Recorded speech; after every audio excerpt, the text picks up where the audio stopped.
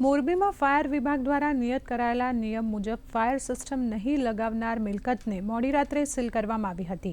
આ એકમોને અગાઉ 3 વાર નોટિસ પાઠવવામાં આવી હતી, છતાં તે લોકોએ ફાયરના સાધનો ન મૂકતા આ કાર્યવાહી કરવામાં આવી છે।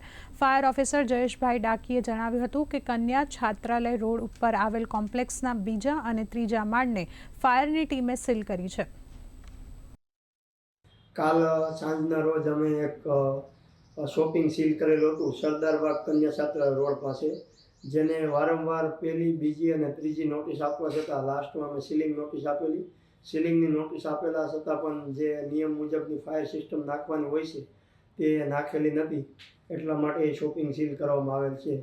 તો હું એટલું જ કહેવા માગીશ કે મોરબીમાં આવા કોઈ જે 500 ચોરસ મીટર હેઠે અથવા તો આવતા હોય જે ફાયર સિસ્ટમ નિયમ મુજબની લગાડવાની હોય અને જેને નોટિસ આપતા હોય તેને જરૂરત પ્રમાણે ફાયર સિસ્ટમ નિયમ મુજબ લગાડવી। જો નહીં લગાડવામાં આવે તો એને જે નોટિસ આપવામાં આવે છે લાસ્ટ સીલિંગ નોટિસ પછી અમે સીલ કરીશું।